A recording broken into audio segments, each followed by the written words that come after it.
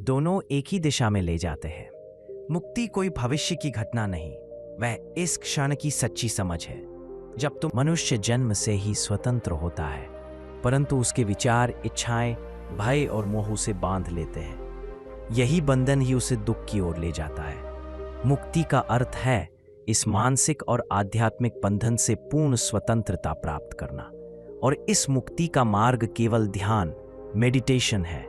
ध्यान केवल एक अभ्यास नहीं, यह जीवन जीने की कला है, या उस बिंदु तक पहुंचने की यात्रा है जहां विचार समाप्त हो जाते हैं और केवल अस्तित्व शेष रह जाता है। एक, ध्यान का अर्थ। ध्यान शब्द संस्कृत के ध्या धातु से बना है, जिसका अर्थ है मन को एकाग्र करना, मनन करना, अंतर्मुख होना। ध्यान का मतलब यह नहीं कि हम किसी चीज पर जबरदस्ती ध्यान केंद्रित करें, बल्कि यह है कि हम अपने भीतर झांकें, अपने वास्तविक स्वरूप को देखें। जैसे कोई दर्पण यदि धूल से ढका हो तो उसमें चेहरा नहीं दिखता, वैसे ही मन में विचारों की धूल जमा हो जाती है। ध्यान वह प्रक्रिया है जो इस धूल को धीरे धीरे हटा देती है। 2, मुक्ति क्या है? मुक्ति का अर्थ किसी भौतिक स्थान से भाग जाना नहीं है। यह न तो स्वर्ग है, न कोई अदृश्य लोक। मुक्ति का अर्थ है विचारों, अहंकार और भय से स्वतंत्रता। जब हम अपने भीतर के द्वंद्व को समाप्त करते हैं, जब हम मैं और मेरा की दीवार गिरा देते हैं, तभी हम सच्ची मुक्ति का अनुभव करते हैं। 3, ध्यान और बुद्ध। भगवान बुद्ध ने कहा था, ध्यान वह पुल है जो तुम्हें अज्ञान से ज्ञान की ओर, दुख से शांति की ओर, संसार से निर्वाण की ओर ले जाता है। बुद्ध ने यह भी कहा कि ध्यान कोई विशेष साधना नहीं, यह जीवन का सहज प्रवाह है। जब तुम हर कार्य को पूरी सजगता के साथ करते हो, वही ध्यान है। उदाहरण के लिए, जब तुम भोजन करते हो और केवल भोजन पर ध्यान हो, वह ध्यान है। जब तुम चल रहे हो और केवल कदमों की अनुभूति हो, वह ध्यान है। जब तुम सांसों को देख रहे हो, उन्हें महसूस कर रहे हो, वह ध्यान है। 4, मन की चंचलता और उसका कारण। मन सदा भूत और भविष्य में भटकता रहता है। भूतकाल में पछतावा है, भविष्य में चिंता, वर्तमान क्षण से वह सदा भागता है। यह चंचलता ही दुख का मूल कारण है। ध्यान हमें वर्तमान क्षण में स्थिर करता है। ध्यान हमें यह सिखाता है कि अभी और यही ही जीवन का एकमात्र सत्य है। ध्यान का अभ्यास कैसे करें? श्वास पर ध्यान। अपनी सांसों को देखो, आने और जाने की प्रक्रिया को महसूस करो। कुछ मत बदलो, बस साक्षी बनो। धीरे धीरे तुम्हारा मन शांत होने लगेगा। विचारों को देखना, विचारों को रोको मत, उन्हें बहने दो जैसे आकाश में बादल। बस यह देखो कि कौन सोच रहा है, कौन देख रहा है। यही साक्षी भाव ध्यान का मूल है। मौन का अभ्यास। दिन में कुछ समय के लिए मौन रहो। मौन केवल वाणी का नहीं, विचारों का भी होता है। यह मौन ही आत्मा का द्वार है। 6, ध्यान के लाभ। मन में शांति आती है। क्रोध, भय, ईर्ष्या, चिंता समाप्त होती है। आत्मज्ञान की जागृति होती है। शरीर स्वस्थ और ऊर्जा से भर जाता है। जीवन में स्पष्टता और करुणा बढ़ती है। व्यक्ति संसार में रहते हुए भी संसार से परे हो जाता है। 7, ध्यान में बाधाएं। ध्यान की राह आसान नहीं है। आरंभ में मन विद्रोह करता है, कहता है ये सब व्यर्थ है। कभी नींद आती है, कभी ऊब, परंतु यही परीक्षा है। जैसे गंदा पानी स्थिर होने पर साफ दिखने लगता है, वैसे ही मन भी अभ्यास से शांत और पारदर्शी हो जाता है। 8, ध्यान और मुक्ति का संबंध। ध्यान ही वह सेतु है जो आत्मा को शरीर से, सीमित को असीम से, व्यक्ति को ब्रह्म से जोड़ता है। जब ध्यान गहरा होता है, मैं का अस्तित्व विलीन हो जाता है, फिर केवल वह रह जाता है, वही परम सत्य। यही मुक्ति है। मुक्ति कोई लक्ष्य नहीं, वह तो स्वाभाविक अवस्था है जो ध्यान के माध्यम से प्रकट होती है। ध्यान जीवन के हर क्षण में। ध्यान केवल एक जगह बैठकर ही नहीं किया जाता। जब तुम प्रेम से किसी की बात सुनते हो, वह ध्यान है। साधन पर काम करते हो, वह ध्यान है। जब तुम पेड़ों, पक्षियों, सूरज को निहारते हो, वह ध्यान है। ध्यान को जीवन का हिस्सा बनाओ, अभ्यास नहीं, अस्तित्व बनाओ। 10, निष्कर्ष। ध्यान केवल साधना नहीं, मुक्ति की कुंजी है।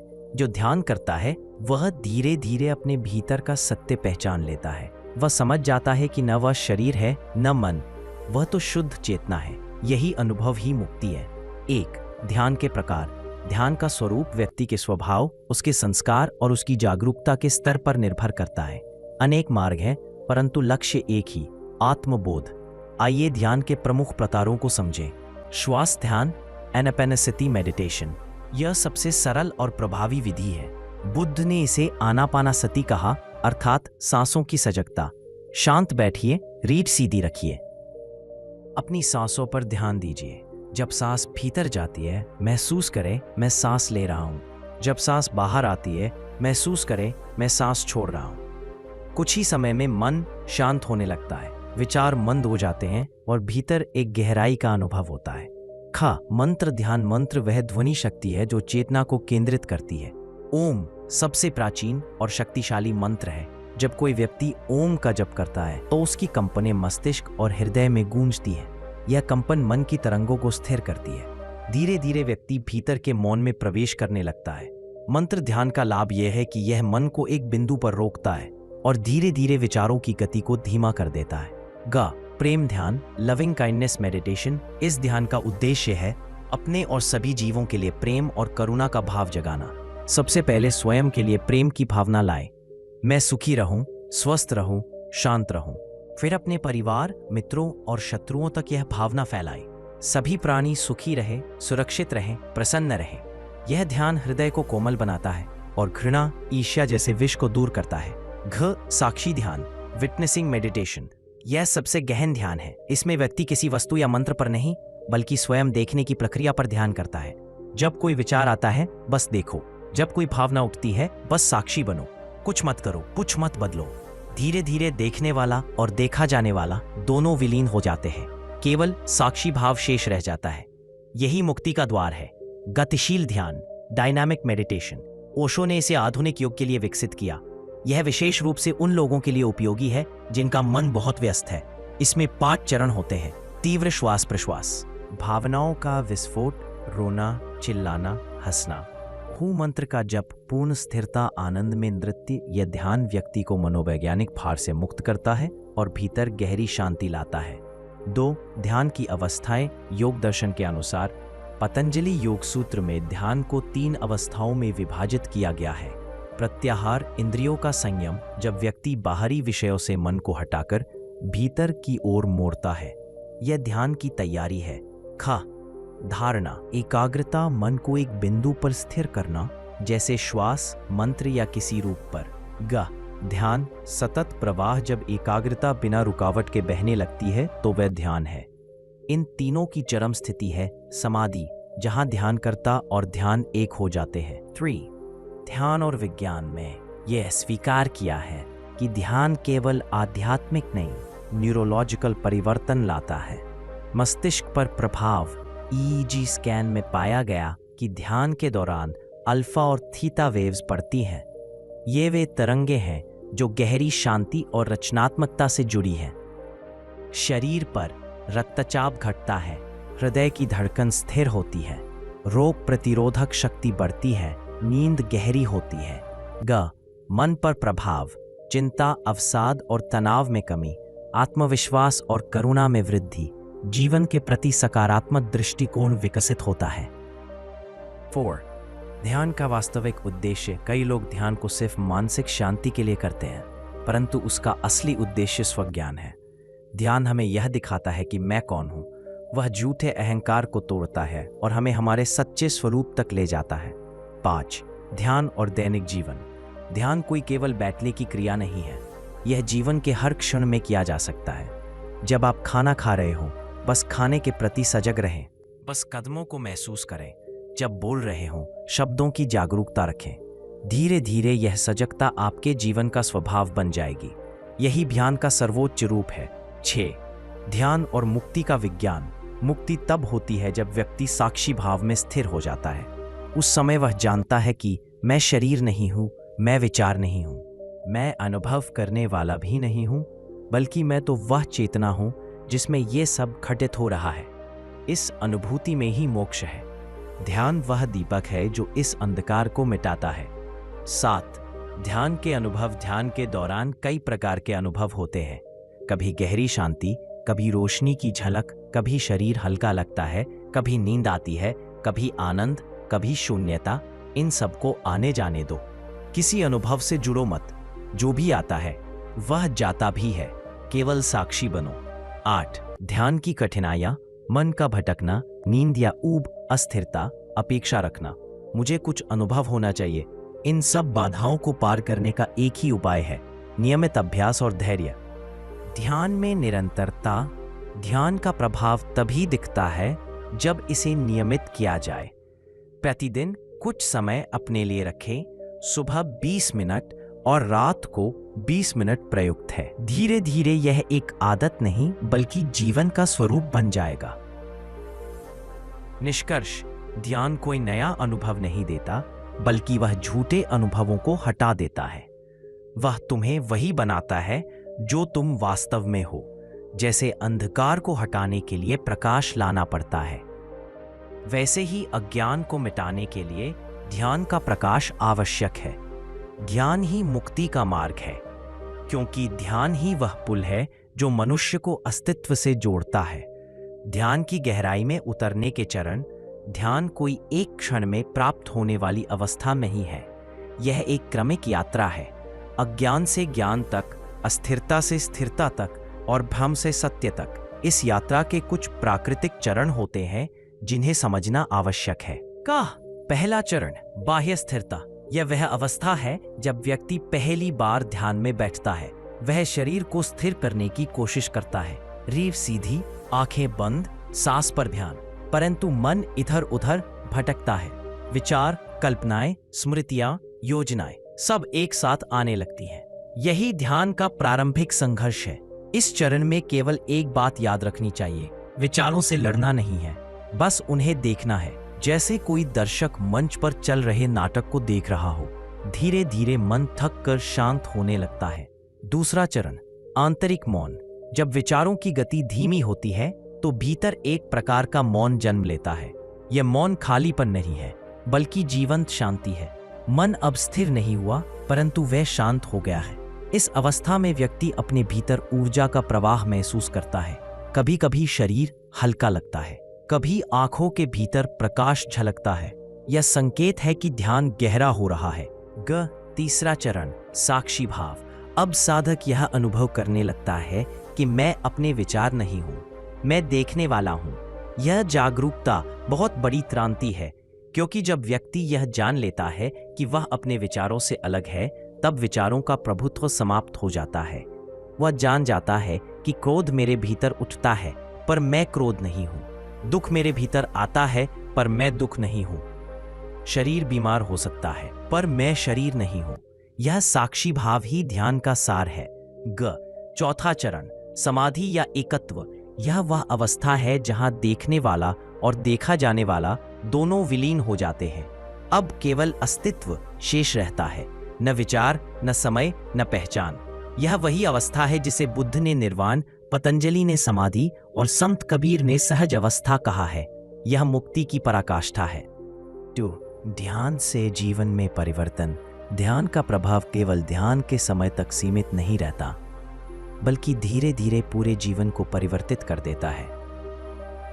मन में शांति। ध्यान के अभ्यास से व्यक्ति छोटी छोटी बातों पर विचलित नहीं होता।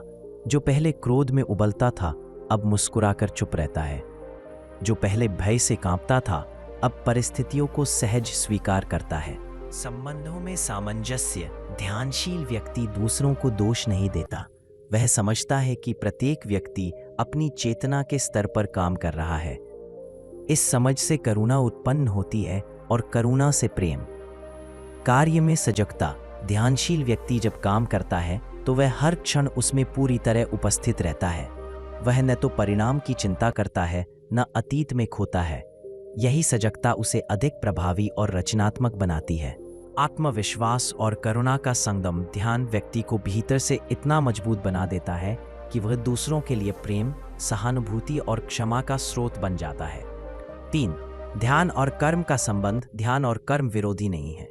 वास्तव में ध्यान कर्म को शुद्ध करता है। कर्म का अर्थ है क्रिया, परंतु जब क्रिया अचेतन होती है, जब वह आदत या भावनाओं से चलती है, तब वह बंधन बन जाती है। जब वही क्रिया सजगता से की जाती है तो वह ध्यान बन जाती है और मुक्ति की दिशा में ले जाती है। सजग कर्म ही ध्यान है। बुद्ध ने कहा था, चलो पर ध्यान पूर्वक चलो, खाओ पर सजगता से खाओ, बोलो पर जागरूक रहो कि कौन बोल रहा है। यानी प्रत्येक क्रिया को ध्यान के साथ करो, फिर साधारण जीवन भी साधना बन जाता है। ये कर्मयोग की उच्चतम अवस्था है। ध्यान से कर्म की शुद्धि। ध्यान व्यक्ति को कर्ता भाव से मुक्त करता है। वह समझता है कि मैं कुछ नहीं करता, सब स्वयं हो रहा है। इस भाव में कर्म तो चलता रहता है, पर उसका बंधन नहीं बनता। यही निष्काम कर्म है, जहां कर्म होता है पर फल की आसक्ति नहीं। 4. ध्यान और अहंकार का अंत। अहंकार हमेशा कहता है मैं कर रहा हूं, मैं जानता हूं। ध्यान धीरे धीरे इस भ्रम को तोड़ देता है। जैसे जैसे सजगता बढ़ती है, व्यक्ति समझता है कि वह केवल एक माध्यम है, वास्तविक कर्ता तो अस्तित्व है। जब यह बोध दृढ़ होता है तो अहंकार पिघलने लगता है। अहंकार के बिना मन शून्य और निर्मल हो जाता है। यही मुक्ति है। 5. ध्यान और करुणा। जब मन स्थिर और मौन होता है तो हृदय स्वाभाविक रूप से करुणामय हो जाता है। ध्यान के बाद व्यक्ति दूसरों के दुख को महसूस करता है, पर वह उसमें डूबता नहीं, केवल समझता है। यह करुणा ज्ञान से उत्पन्न होती है, दया से नहीं। यह करुणा जागृति का प्रतीक है। ध्यान का सामाजिक प्रभाव। ध्यान केवल व्यक्ति को नहीं, समाज को भी बदल सकता है।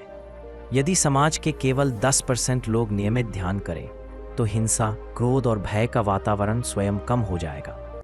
ध्यान एक सामूहिक चेतना को निर्मल बनाता है। जैसे एक दीपक पूरे कमरे का अंधकार मिटाता है, वैसे एक ध्यानशील व्यक्ति अपने आसपास का वातावरण बदल देता है। ध्यान और धर्म। सच्चे अर्थों में ध्यान किसी धर्म, मत या पंथ का हिस्सा नहीं है। यह जीवन का सार्वभौमिक सत्य है। हिंदू, बौद्ध, जैन, सूफी, ईसाई सभी ने ध्यान को अपने अपने रूप में अपनाया है, परंतु सार एक ही है, अंतर्मुख होना और साक्षी बनना। 8. ध्यान में निरंतरता का रहस्य। ध्यान का सबसे बड़ा रहस्य है नियमितता और सहजता। यदि आप हर दिन कुछ समय बैठे बिना अपेक्षा के, तो ध्यान स्वयं गहराता चला जाएगा। जैसे बीज को बार बार खोदने से पौधा नहीं उगता, वैसे ध्यान को बार बार परखने से भी परिणाम नहीं मिलता, बस उसे जड़ पकड़ने दो। ध्यान में आनंद का उदय। जब ध्यान गहराता है तो भीतर से आनंद की धारा फूटती है। यह आनंद किसी कारण से नहीं आता, न सफलता से न वस्तु से। यह आनंद तो आत्मा का स्वभाव है, जो पहले विचारों के पर्दे के पीछे छिपा था। इस आनंद में व्यक्ति पूर्ण होता है। अब उसे कुछ पाने या बनने की जरूरत नहीं रहती। निष्कर्ष, ध्यान कोई तकनीक नहीं, यह आत्मा का आह्वान है। यह वह प्रक्रिया है जो तुम्हें तुम्हारे वास्तविक स्वरूप से मिलाती है। जब ध्यान गहराता है, कर्म शुद्ध हो जाते हैं, अहंकार मिट जाता है, करुणा जन्म लेती है और अंततः मुक्ति प्राप्त होती है। इसलिए कहा गया है, ध्यान ही मुक्ति का मार्ग है, क्योंकि ध्यान ही आत्मा की आंखें खोलता है। 1. शून्यता का रहस्य। ध्यान की अंतिम अवस्था में जो अनुभव होता है, उसे अनेक संतों ने शून्यता कहा है, परंतु यह शून्यता कुछ नहीं है, यह सब कुछ का मूल है। यह वह अवस्था है जहां विचार नहीं होते, अहंकार नहीं होता, नाम और रूप की सीमाएं मिट जाती हैं। बुद्ध ने कहा था, जब कुछ भी नहीं रहता तब सब कुछ प्रकट होता है। शून्यता का अर्थ है वह अनंत आकाश जहां सब घटित होता है पर कुछ टिकता नहीं। मन का अंत ही शून्यता की शुरुआत है। 2. शून्यता से डर क्यों लगता है? मन को शून्यता से भय लगता है क्योंकि वह खो जाना नहीं चाहता। मन चाहता है कुछ हो, कोई पहचान बनी रहे। जब ध्यान गहरा होता है तो वही पहचान टूटने लगती है। व्यक्ति को लगता है मैं खत्म हो रहा हूं, परंतु यही खत्म होना ही मुक्ति की शुरुआत है। जो खोता है वही पाता है, जो मिटता है वही पूर्ण होता है। 3. समाधि की अवस्था। समाधि शब्द संस्कृत के सम, आ, संपूर्ण रूप से और धा, धारण करना से बना है, अर्थात पूर्णता से स्थित होना। जब ध्यान इतना गहरा हो जाता है कि व्यक्ति और ध्यान दोनों एक हो जाते हैं, तब समाधि घटित होती है। समाधि कोई नींद नहीं है, बल्कि पूर्ण जागरूकता में विलय की अवस्था है। पतंजलि का सविकल्प समाधि यह वह अवस्था है जहां थोड़ा बहुत मैं शेष रहता है। अभी भी ध्यान किसी वस्तु, मंत्र या अनुभूति पर केंद्रित है, लेकिन मन शांत और स्थिर है। यह ध्यान का उच्चतर चरण है। का निर्विकल्प समाधि यह वह अवस्था है जहां न ध्यान करता रहता है, न ध्यान का विषय, केवल शुद्ध चेतना शेष रह जाती है। यह परम मुक्ति की अवस्था है, अद्वैत अनुभव। यहाँ कोई दूसरा नहीं रहता, जो कुछ भी है वह एक ही है।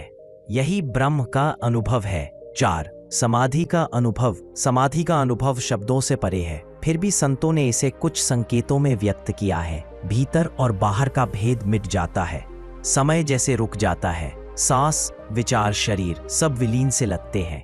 केवल एक अनंत प्रकाश, अनंत मौन अनुभव होता है। उस मौन में ही आनंद है और उस आनंद में ही मुक्ति। यह वह क्षण है जहाँ जीवन का रहस्य खुलता है। साधक जान लेता है कि वह कभी बंधा हुआ था ही नहीं, बंधन केवल भ्रम था। 5. ध्यान से जागरण की यात्रा। ध्यान का अंतिम परिणाम जागरण है, वह अवस्था जहां व्यक्ति नींद में नहीं बल्कि पूर्ण सचेतनता में जीता है। जागरण का अर्थ है हर क्षण में पूर्ण सजगता। वह व्यक्ति चलते हुए भी ध्यान में है, बोलते हुए भी जागरूक है, हंसते हुए भी मौन में है। उसका हर कर्म ध्यान का विस्तार बन जाता है। 6. जागरण के लक्षण। जागृत व्यक्ति को पहचानना कठिन नहीं है। उसके भीतर और बाहर एक जैसी शांति होती है। वह क्रोध नहीं करता, फिर भी निर्णायक है। वह दुखी नहीं होता पर दूसरों के दुख को समझता है। वह प्रेम करता है पर आसक्ति नहीं रखता। वह कार्य करता है पर परिणाम से बंधा नहीं होता। उसके जीवन में सहजता होती है, जैसे नदी बहती है बिना किसी प्रयास के। वह जीवन के साथ बहता है, उसके विरुद्ध नहीं। समाधि के बाद का जीवन। कई लोगों को लगता है कि समाधि प्राप्त होने के बाद जीवन समाप्त हो जाता है, परंतु सत्य इसके विपरीत है। समाधि के बाद जीवन शुरू होता है। अब व्यक्ति पहली बार जीवित होता है। अब वह दुनिया को देखने नहीं बल्कि अनुभव करने लगता है। वह हर क्षण में ईश्वर का दर्शन करता है, पेड़ों में, पक्षियों में, मुस्कान में, आकाश में। अब कुछ भी साधारण नहीं रहता, हर चीज दिव्य बन जाती है। ध्यान और जीवन की एकता। समाधि के बाद साधक ध्यान और जीवन को अलग नहीं मानता। अब उसके लिए जीवन ही ध्यान है।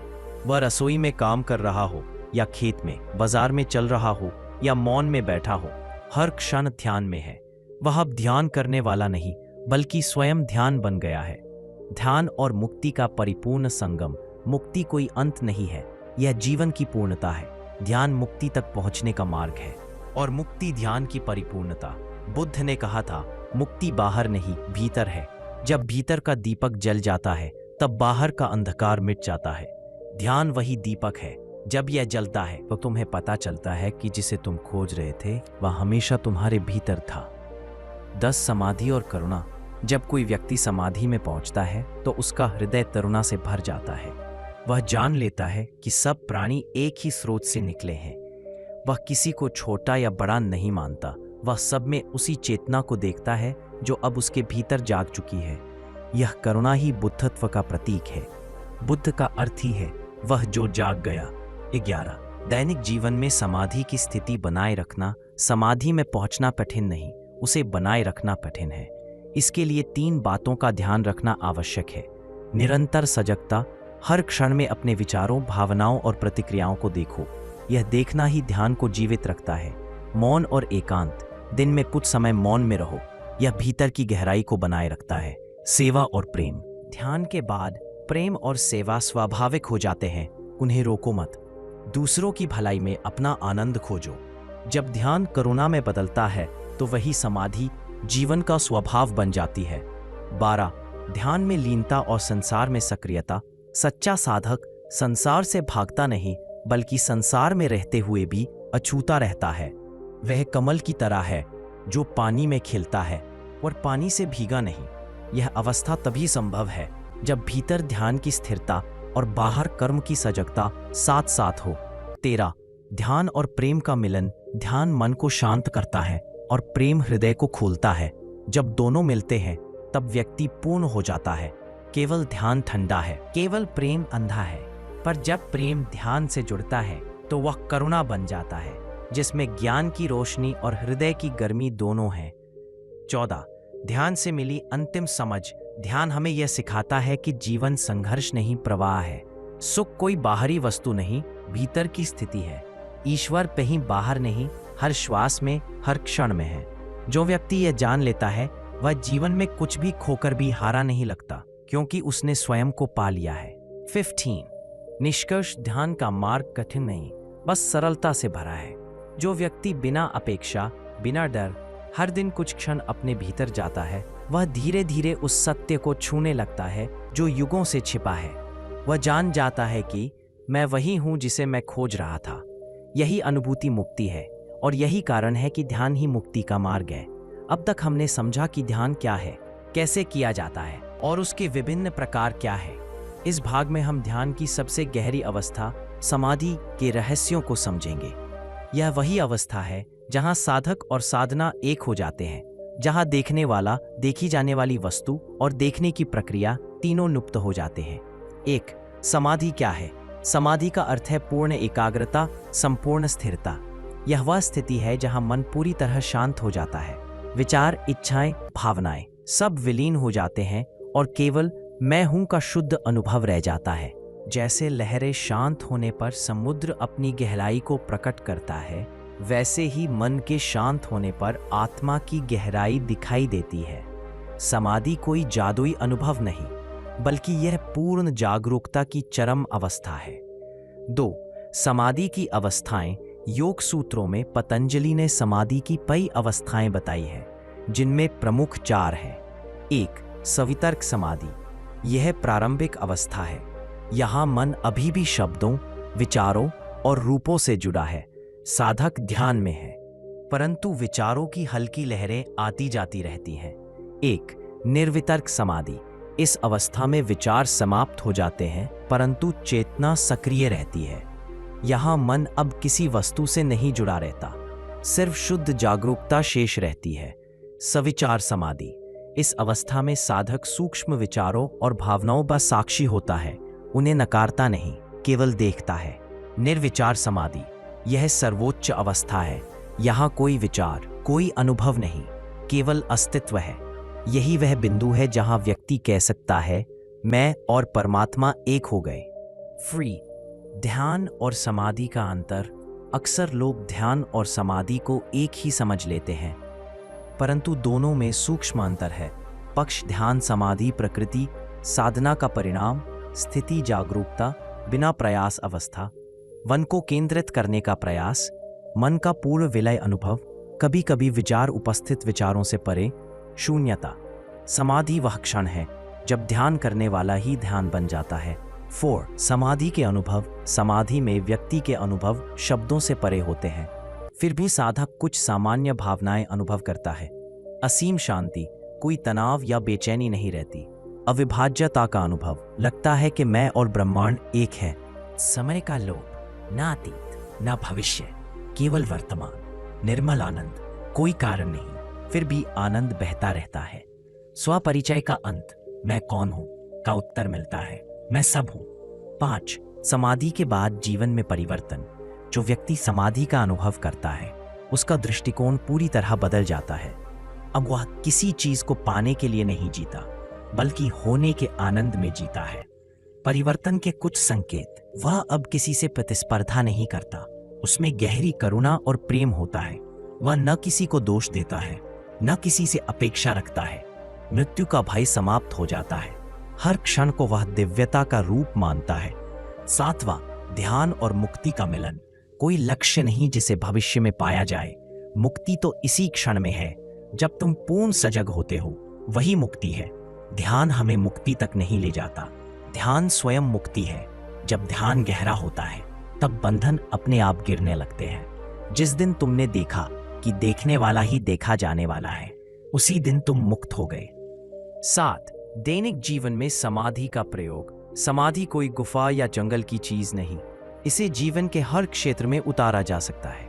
काम करते समय, जब काम करते हुए तुम्हारा ध्यान केवल काम पर हो, वह समाधि का रूप है। प्रेम करते समय, जब प्रेम बिना अपेक्षा के बहता है, वह समाधि है। सेवा करते समय, जब सेवा में मैं का भाव नहीं रहता, वह समाधि है। समाधि का अर्थ संसार से भागना नहीं, बल्कि संसार में रहते हुए भी भीतर की पूर्णता को जीना है। 8. ध्यान में पूर्णता का रहस्य। ध्यान तब पूर्ण होता है जब साधक यह समझ लेता है कि वह ध्यान करने वाला नहीं, स्वयं ध्यान है। तब ध्यान और साधक दोनों विलीन हो जाते हैं। जैसे दीपक स्वयं को जलाता नहीं, वह बस जलता है और प्रकाश देता है, वैसे ही सजग व्यक्ति बस होता है, बिना प्रयास, बिना विरोध। 9. समाधि का वैज्ञानिक पक्ष। आधुनिक विज्ञान भी अब यह मानता है कि ध्यान और समाधि मस्तिष्क के कार्य को गहराई से बदल देते हैं। न्यूरोसाइंस के अनुसार ध्यान करने वालों में डोपामिन और सेरोटोनिन का स्तर बढ़ जाता है। एमिगडाला भय केंद्र की गतिविधि कम होती है।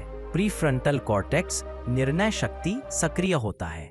लंबे समय तक ध्यान करने से मस्तिष्क की संरचना स्थायी रूप से बदल जाती है।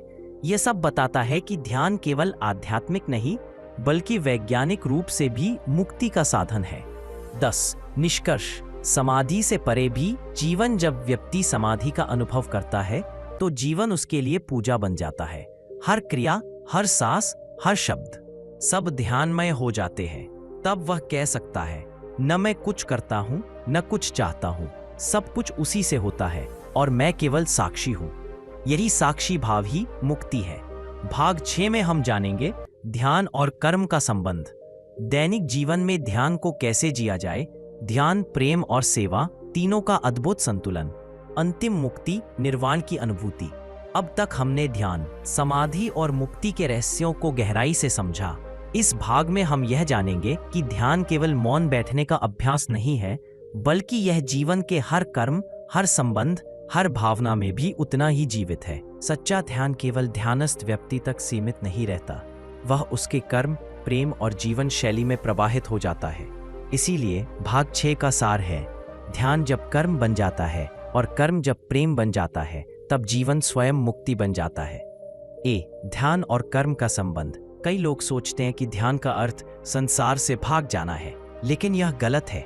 वास्तव में ध्यान का सबसे सच्चा रूप संसार के बीच रहकर भी शांत रहना है। भगवान कृष्ण ने गीता में कहा था, कर्मण्येवाधिकारस्ते मा फलेषु कदाचन, अर्थात तुम्हारा अधिकार केवल कर्म करने में है, फल पर नहीं।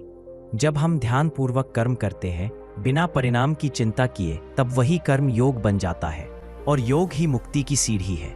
ध्यानपूर्ण कर्म का अर्थ, ध्यानपूर्ण कर्म का मतलब है हर काम को पूरी जागरूकता से करना, बिना जल्दबाजी और बिना लालच के कार्य करना, परिणाम के बजाय प्रक्रिया का आनंद लेना। उदाहरण के लिए, जब कोई व्यक्ति ध्यानपूर्वक भोजन बनाता है तो वह केवल खाना नहीं बना रहा होता, वह एक ऊर्जा का सृजन कर रहा होता है। उसकी एकाग्रता, उसका प्रेम, उसकी मौनता सब भोजन में उतर जाते हैं। इसी तरह जब कोई व्यक्ति ध्यानपूर्वक बोलता है, उसकी वाणी में शक्ति होती है, उसके शब्द शांति और प्रेरणा फैलाते हैं। 3 कर्म में ध्यान कैसे लाए। धीरे करो पर सजग रहो। हर काम जल्दी में नहीं, ध्यानपूर्वक करो। धीरे चलो, धीरे बोलो, धीरे खाओ, ताकि हर क्षण तुम्हें अभी का अनुभव हो। 2 हर कार्य को पूजा बनाओ। काम केवल पैसे या परिणाम के लिए नहीं बल्कि भीतर की पूर्णता के लिए करो। जब तुम झाड़ू लगाते हो, सोचो कि यह भी ध्यान है। जब तुम बात करते हो, वह भी ध्यान है। 3 प्रतिक्रिया नहीं, प्रतिक्रिया से परे जागरूकता।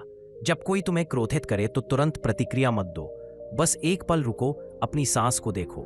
यही पल ध्यान का है, यही से तुम्हारा जीवन बदलता है। 4 ध्यान और प्रेम का संबंध। ध्यान और प्रेम 2 किनारे नहीं बल्कि एक ही नदी के 2 प्रवाह है।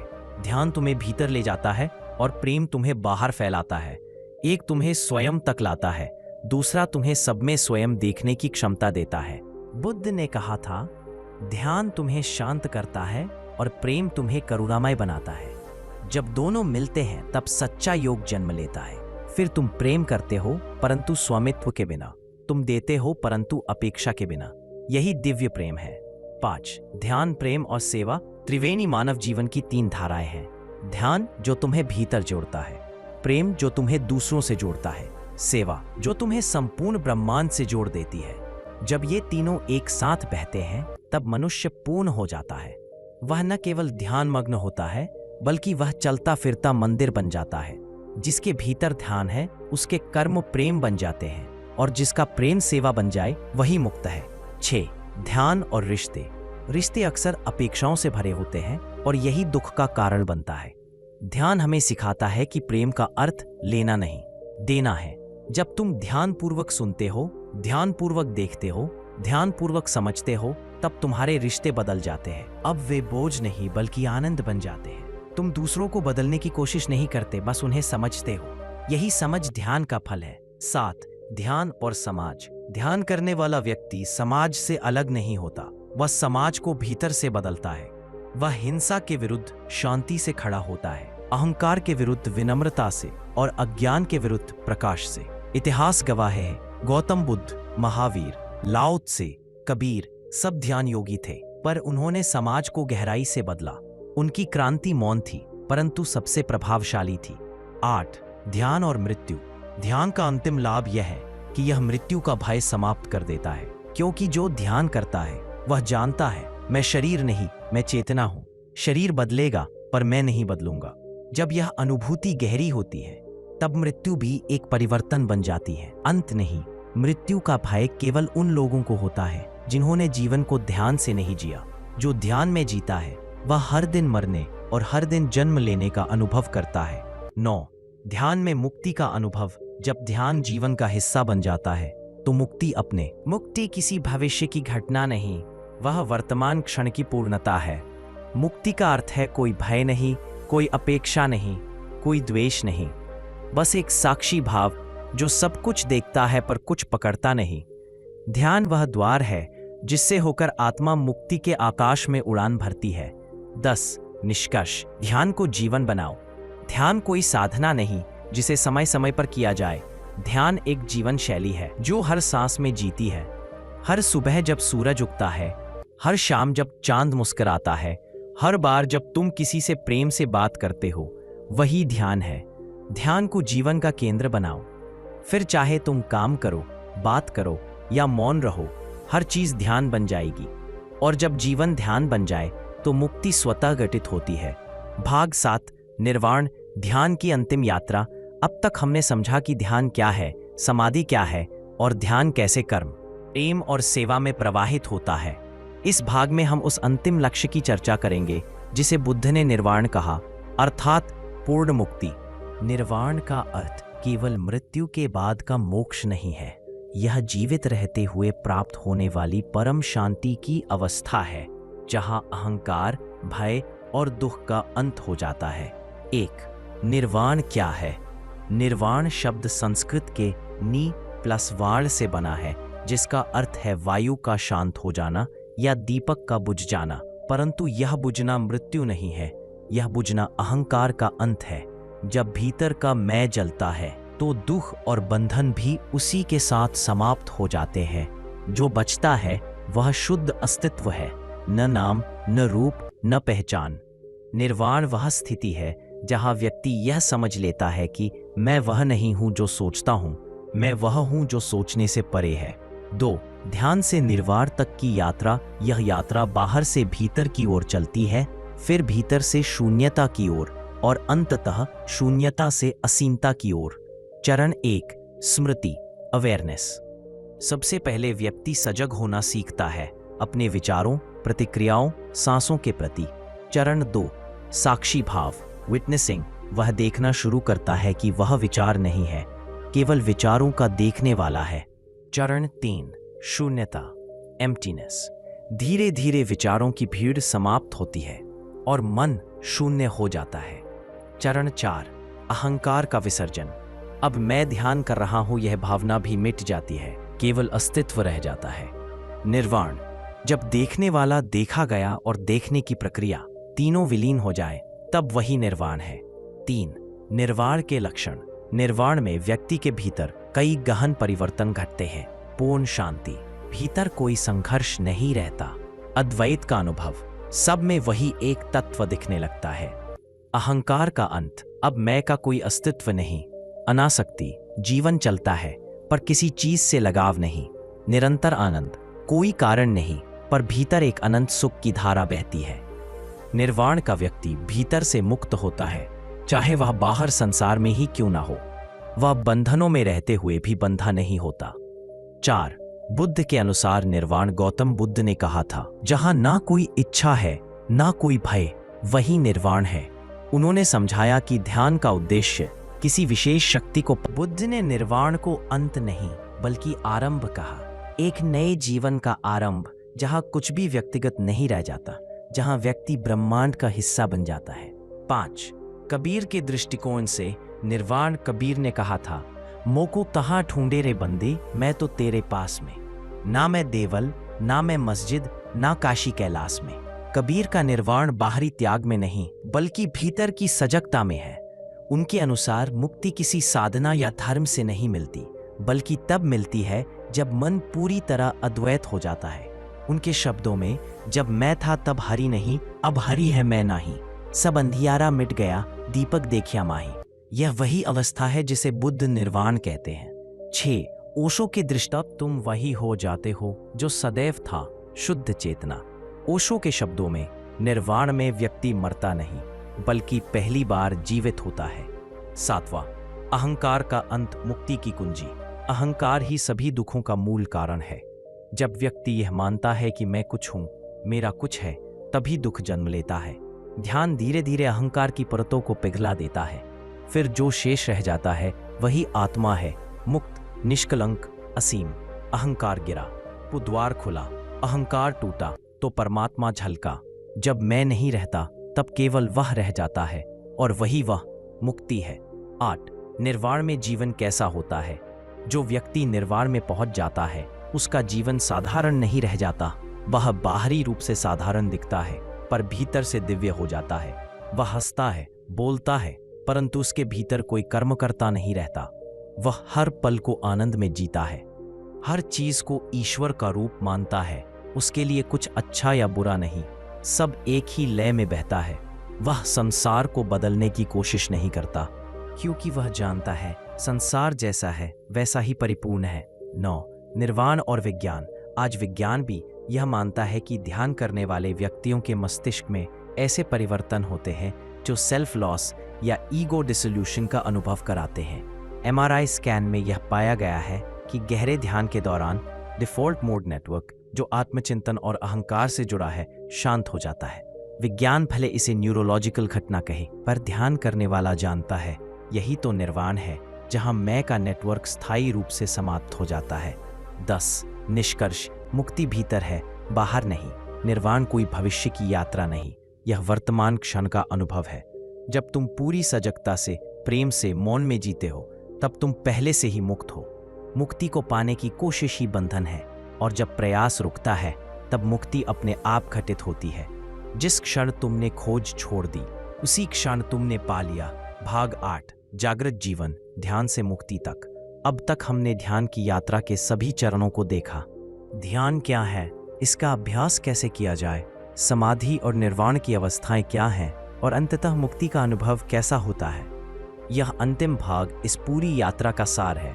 कैसे ध्यान को जीवन का स्थायी हिस्सा बनाया जाए, कैसे ध्यानमय जीवन जिया जाए, और कैसे हर सांस, हर क्षण, हर कर्म मुक्ति का द्वार बन सकता है। 1. जागृत जीवन क्या है? जागृत जीवन का अर्थ है हर क्षण सजग रहना। सजगता ही जीवन की असली शक्ति है। जब तुम बिना नींद के जीते हो, जब तुम्हारे भीतर कोई अंधकार नहीं बचता, जब तुम हर विचार, हर भावना, हर कर्म को पूर्ण जागरूकता से देखते हो, तब तुम जागृत कहलाते हो। जागृति वह अवस्था है जहां जीवन कोई संघर्ष नहीं बल्कि एक प्रवाह बन जाता है। यह सजगता ध्यान का ही विस्तार है। ध्यान केवल बैठने की मुद्रा नहीं, यह जीवन की मुद्रा है। 2. ध्यान को स्थायी आदत कैसे बनाएं? ध्यान को अभ्यास से जीवन शैली बनाने के लिए कुछ सरल उपाय। 1. सुबह का मौन समय। हर सुबह कुछ समय मौन में बैठो। कोई संगीत नहीं, कोई मोबाइल नहीं, केवल अपनी सांसों के साथ रहो। यही दिन का सबसे पवित्र क्षण होता है। 2. काम करते समय सजग रहो। जो भी करो पूरी जागरूकता से करो। बात करते समय बात को महसूस करो, चलते समय कदमों को महसूस करो। धीरे धीरे हर क्रिया ध्यान बन जाएगी। 3. सांस को अपना मित्र बनाओ। हर बार जब मन भटके, अपनी सांस को याद करो। सांस तुम्हें वर्तमान में लाती है। वह तुम्हारा सबसे सच्चा गुरु है। प्रकृति से जुड़ो, पेड़ों, आकाश, हवा, सूरज, इनसे जुड़ो। प्रकृति ध्यान का जीवंत रूप है। जब तुम इसे महसूस करते हो, तुम अपने भीतर की शांति को छूते रहो। मौन का अभ्यास करो। दिन में कुछ मिनट शब्दों से मुक्त रहो। बोलना बंद करो, केवल सुनो। धीरे धीरे सुनने वाला और सुना जाने वाला एक हो जाएगा। यही ध्यान है, ध्यान और जीवन का संतुलन। ध्यान करने वाला व्यक्ति संसार से भागता नहीं, वह संसार में रहकर भीतर शांति से जीता है। बुद्ध ने कहा था, सच्चा भिक्षु वह नहीं जो संसार छोड़ दे, बल्कि वह है जो संसार में रहते हुए भी संसार से अछूता रहे। ध्यान का अर्थ पलायन नहीं, संतुलन है।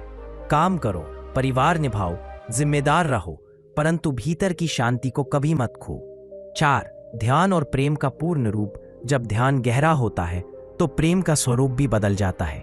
अब प्रेम कोई भावना नहीं बल्कि स्थिति बन जाता है। तुम प्रेम करते नहीं, तुम प्रेम बन जाते हो।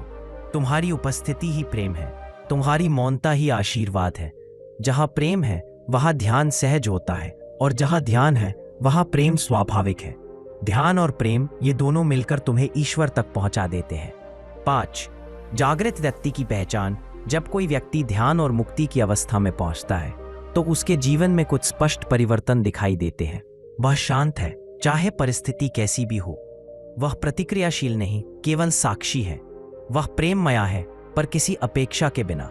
वह साधारण है, पर भीतर से गहराई लिए हुए। वह हर चीज में ईश्वर को देखता है। जागृत व्यक्ति में कोई विशेषता नहीं दिखती, पर उसकी उपस्थिति ही सब कुछ बदल देती है। उसके पास होने से शांति उतरती है, मौन जीवंत हो जाता है। 6. ध्यान और मृत्यु के पार। ध्यान का अंतिम फल यह है कि मृत्यु का भय समाप्त हो जाता है, क्योंकि ध्यान सिखाता है, मैं यह शरीर नहीं, मैं वह चेतना हूं जो शरीर को देखती है। मृत्यु केवल एक रूपांतरण है। जैसे पानी भाप बनता है, वैसे ही चेतना नए रूप में प्रवाहित होती है। जिसने ध्यान में जीना सीख लिया, उसने मरना भी सीख लिया। ध्यान मृत्यु को अंत नहीं बल्कि एक नया जन्म बना देता है। 7. मुक्ति का व्यावहारिक रूप। मुक्ति केवल साधु संतों के लिए नहीं है, ये हर उस व्यक्ति के लिए है जो पूर्ण सजगता से जीता है। यदि तुम किसी को क्षमा कर सकते हो, वही मुक्ति है। यदि तुम किसी पर क्रोध आए बिना उत्तर दे सकते हो, वही मुक्ति है। यदि तुम हर पल आभार महसूस करते हो, वही मुक्ति है। मुक्ति का अर्थ है भीतर का बोझ हल्का होना, जीवन के प्रति गहरा विश्वास रखना। 8. ध्यान से समाज तक। जब व्यक्ति ध्यान करता है तो समाज भी बदलता है, क्योंकि ध्यान व्यक्ति को हिंसा से करुणा की ओर, अहंकार से विनम्रता की ओर और लालच से संतोष की ओर ले जाता है। अगर हर व्यक्ति प्रतिदिन कुछ समय ध्यान में बैठे तो युद्ध, ईर्ष्या, द्वेष सब समाप्त हो जाएंगे, क्योंकि ध्यान मनुष्य को मानव बनाता है। बुद्ध, ईसा, नानक, कबीर सब ने यही कहा था कि पहले स्वयं को बदलो, फिर संसार अपने आप बदल जाएगा। 9. ध्यान का अंतिम सत्य। ध्यान कोई क्रिया नहीं, यह तुम्हारा स्वभाव है। तुम्हें इसे सीखना नहीं है, बस याद करना है कि तुम कौन हो। जैसे बादलों के पीछे सूरज पहले से मौजूद होता है, वैसे ही तुम्हारे भीतर ध्यान पहले से मौजूद है। सिर्फ विचारों के बादल हटाने की आवश्यकता है। तुम्हें कुछ बनना नहीं है, तुम्हें केवल वह याद करना है जो तुम सदा से हो। यही स्मरण ही मुक्ति है। 10. अंतिम निष्कर्ष। ध्यान ही मुक्ति है। अब पूरी यात्रा का सार एक पंक्ति में। ध्यान कोई साधन नहीं, ध्यान ही साध्य है। तुम ध्यान करो या बस जागरूक रहो, दोनों एक ही दिशा में ले जाते हैं। मुक्ति कोई भविष्य की घटना नहीं, वह इस क्षण की सच्ची समझ है। जब तुम